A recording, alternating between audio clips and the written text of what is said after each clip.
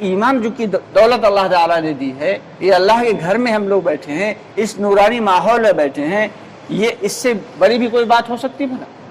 اس سے زیادہ فائدہ مند؟ چاہے آدمی اپنے گھر کے کروڑوں روپے کا بنا ہوا محل ہو، اس کے اندر بیٹھا ہو، اور ایک آدمی جھگی والی قسم کی جو ہے مسجد، اس کے اندر بیٹھا ہو، تو وہ کروڑوں کا محل جو ہے وہ اللہ کے گھر کی وہ جھگی والی جو مسجد ہے اس کا موازنہ نہیں کر سکتا، اس کی برابری نہیں کر سکتا، کیونکہ یہاں ڈائریکٹ اللہ تعالیٰ کی رحمت اتر رہی ہے۔ فرماتے ہیں کہ دین کی بات کا سننا بھی ضروری ہے، اور دین کی بات کا کرنا بھی ضروری ہے، اور دین کی بات کا سمجھنا بھی ضروری ہے، اور دین کی بات پہ عمل کرنا بھی ضروری ہے۔ آج ہمارے کتنے بھائی ہیں، اعلان تو سبھی کے لیے ہوا، لیکن اللہ رب العالمین نے جس کو قبول کیا اس سے ہی دین کی مجلس میں بیٹھنے کی توفیق عطا فرمائی۔ یہ سارا کا سارا بھائی کس پہ ہوتا ہے؟ توفیق پہ ہوتا ہے، کہ اللہ تعالیٰ جسے ہدایت کی توفیق دیتے ہیں تو اسے لمحوں میں ہدایت دے دیتے ہیں، اور جسے ہدایت سے دوری بنا کے عرش سے اٹھا کے فرش پہ پٹک دیتے ہیں۔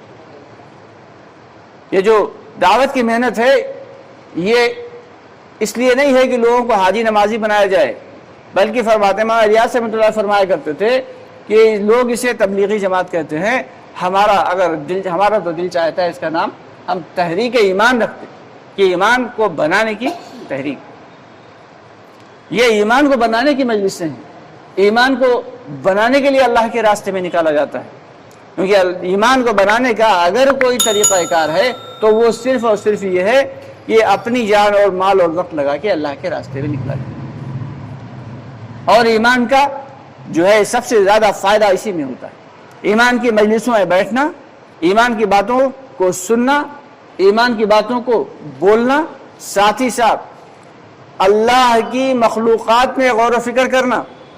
یہ تمام چیزیں جو ہے ایمان کو بڑھاتی چلی جاتی ہیں، اور سارے کے سارے معاملات جو ہے وہ ایمان پہ ہی ہیں، چاہے وہ دنیا کے ہوں یا پھر آخرت کے ہوں۔ ہمارے چینل کو سبسکرائب ضرور کر لیں، اور ہماری ویڈیوز کو زیادہ سے زیادہ لوگوں تک شیئر کریں۔